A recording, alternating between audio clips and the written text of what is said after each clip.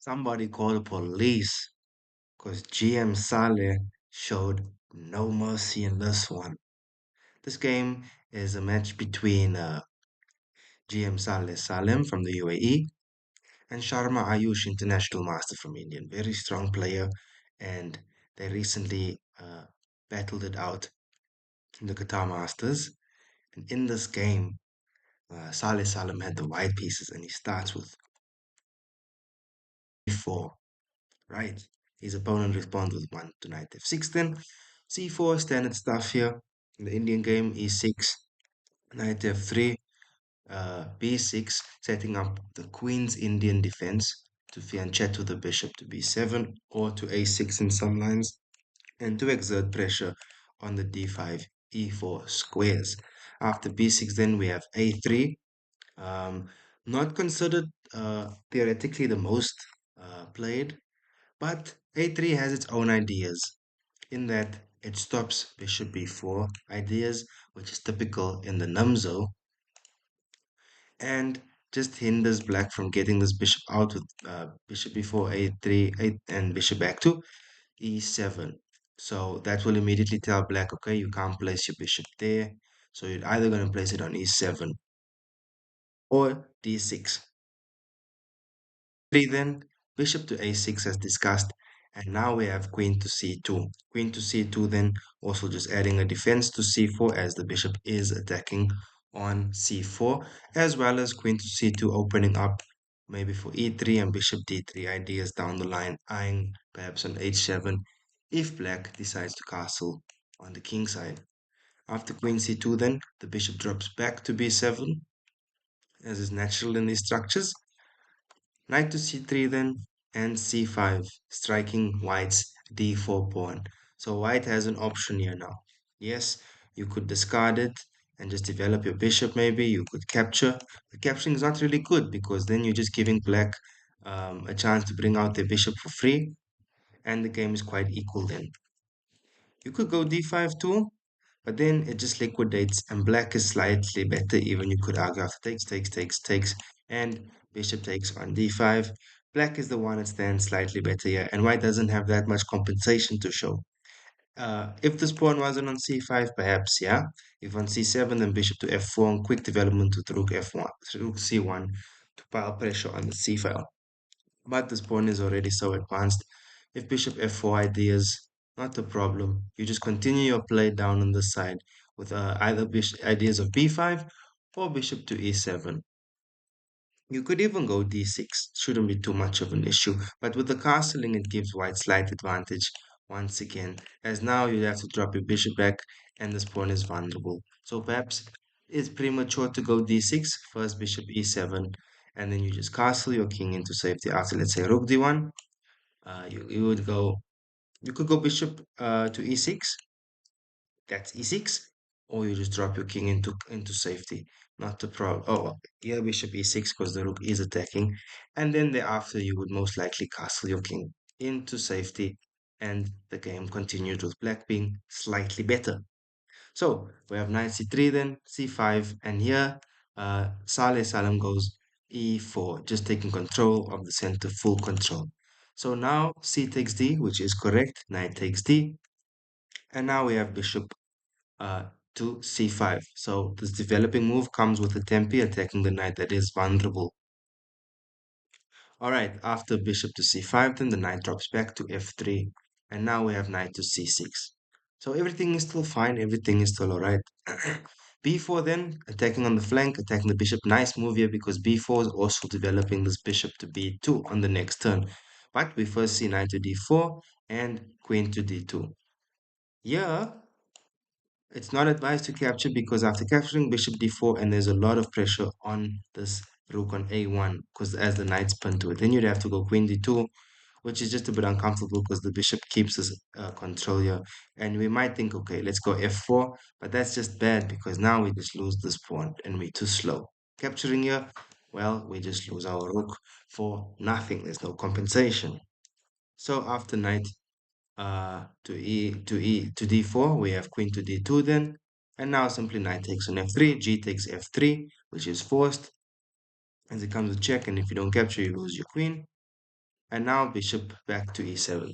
Perfectly fine. And in this position, white plays the natural move rook to g1. Rook to g1 is telling black, look here, I have the half open file and I'm taking over it with my rook. So it's important here that in the coming moves, it's either that black clamps down and shuts down any ideas of white attacking on this file by playing g6 maybe, or to get the queen out the way and castle the opposite side. As we can see, the army is pointing, ammunition is on the king side. The attack is on the king side because we have the rook coming here, we have the queen coming here, we have this bishop coming here, d3, and ideas of pushing to e5, the dark square bishop. So there's a lot, the forces are all aiming to the king side here. So perhaps it would be advised maybe a queen c7 idea and to just castle the king to the queen side and divert play and try and get a d5 push later. All right. Ayush Sharma takes this moment and is bold and looks at Salem and says, you know what? I'm throwing caution to the wind. I'm castling into the open, half open G file, which looks risky just conceptually, right? Because now you have ideas maybe of queen to h6, obviously not immediately, but this just looks easy for white to deliver an attack, right? So after castles, we have bishop to b2. Bishop to b2 is also just taking control of this long diagonal, right? And after bishop to b2, we have a5, but it's advised here to play g6 to stop this idea. But no, a5 is played on b5. And again, g6 is very important to play here to stop a rook takes g7 idea. We have d5 then. And here, Salem just castles queenside, adding more attackers, developing the king, getting the other rook in the game. More attackers on the d file. Now we have queen c7 as discussed earlier, but it's a slight inaccuracy. g6 is again important to play to stop ideas of rook take g7 because we'll see now this bishop also comes alive once this rook lands without giving too much away. Queen to c7, then e takes d. And it looks so natural to capture e takes d, right? It looks so normal because you're just thinking, okay, takes, the queen can't capture because the bishop is there. But that's the problem. In opening up like this and locking your bishop out, your queen's too isolated from the king as well. This allows the stunning knight takes d5 as well.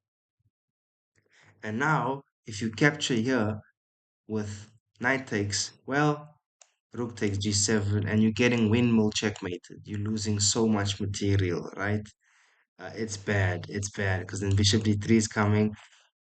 You'll be mated in a couple moves. So after e takes d and e takes d, knight takes d, we see bishop takes d5. And in this moment, we've just got to give the knowledge and recognition to Salem, and we give him this short video. I can see what they're doing, what he's doing. I can see it, I feel it. He's cooking. He's cooking. We have rook takes g7 with check. And here you are basically forced to capture with the king. Because if you go king to h8, well, not a problem. Just simply queen to h6. And mate is nearly unstoppable now. You'd have to give up your queen and lose it for free. Because with the next move, you're capturing the knight, you're removing the defense from h7. So, king takes on g7. We have queen to g5 with check, king to h8. Bishop takes on f6. Bishop takes, queen takes with check, king to g8. And now the simple but sophisticated rook lift with the capture. Rook takes on d5. The next move here, to draw that arrow correctly, is coming with rook to g5.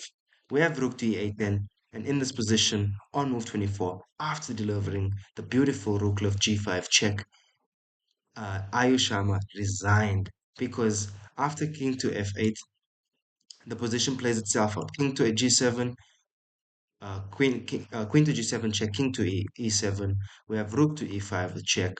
If you go here, Well, you think you're escaping, but not really, because after king to d8, queen to f6 check, if you run there to c8, you're just losing your rook for free, right?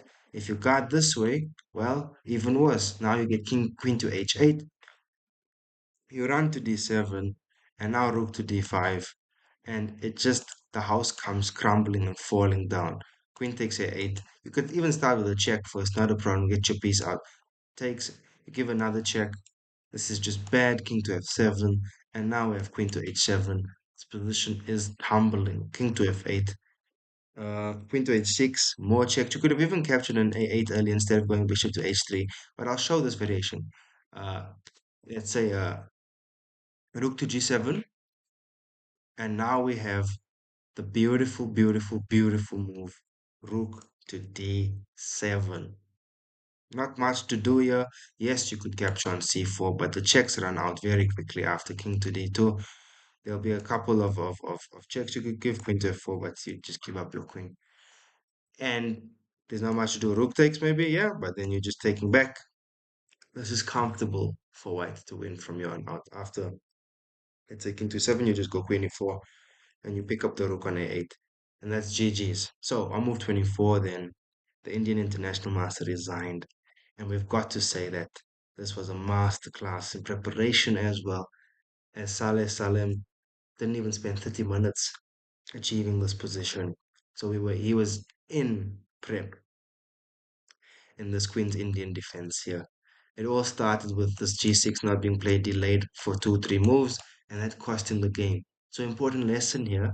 Ideally, do not throw your king into the wind like that, castling into a half-open g file. Can be defense needs to be precise to make sure, and even capturing with the wrong pawn cost him the game here, that Sharma Ayush.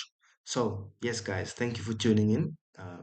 If you enjoyed this video, please do consider subscribing, liking, and commenting. If you have any suggestions for future videos for me to check out since the World Champs is done now, please do so in the comments. I'll be more than happy to check it out. And thank you, guys. If you have any suggestions for improvement, let me know too. All right, take care.